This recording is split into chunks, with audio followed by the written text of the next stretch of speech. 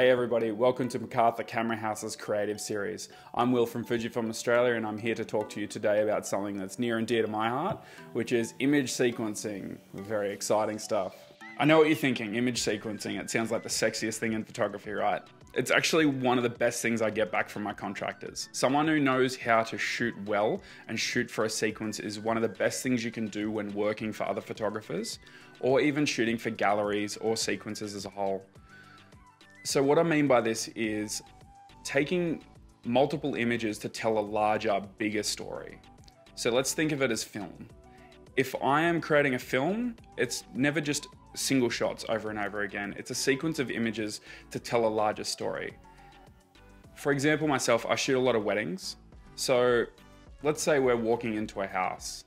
You never just start in the house. You almost always establish and you are showing a shot of the exterior of a home, followed by some details of around the house, followed by the next shot maybe being the bride. You could even flip this. You could start on the bride and then pull back to a really tight of the bride's lips and then pull back to a full shot of her and more details sort of going on from there. But it allows you to tell a larger story than singular images just jotted around the place.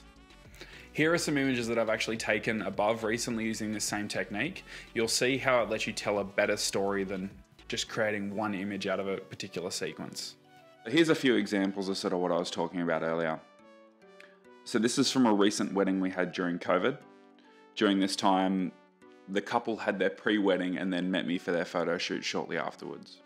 So just with this little set of images here, I had them stand on the edge of a cliff and sort of bring their vows with them and reread out their vows to one another, just so I could sort of get a little bit of emotion back that I missed from earlier in the day. Plus I thought it'd be a nice little sequence.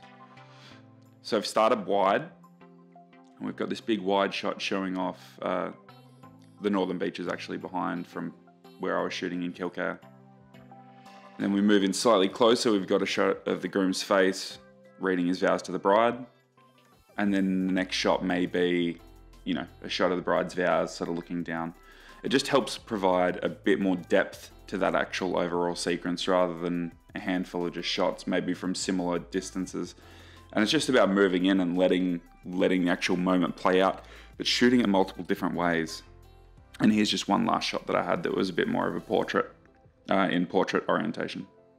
So these images are from a wet weather wedding we had in Wollongby last year. First of all, we had the couple starting out.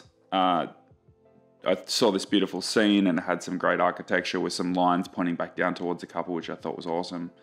So we started with an opening image and we used the trees to frame them in as a bit of a wider shot.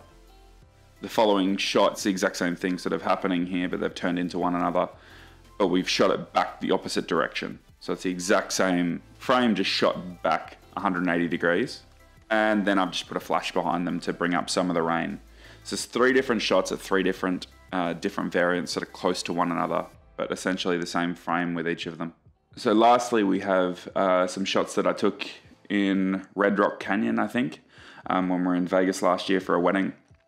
So the way I shot this was a bit backwards from what I was sort of saying before. So we started with a medium wide, then moved into a tight, and then we pulled back to sort of show a bit more of an establishing to sort of show the big grandiose scale of sort of what we're doing.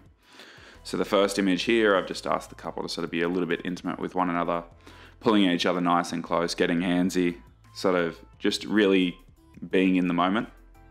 Then I've gotten in a little bit closer, just told them to keep doing what they're doing. It looked amazing. And then the final shot is just to sort of show the grandiose scale of the place that we're actually in.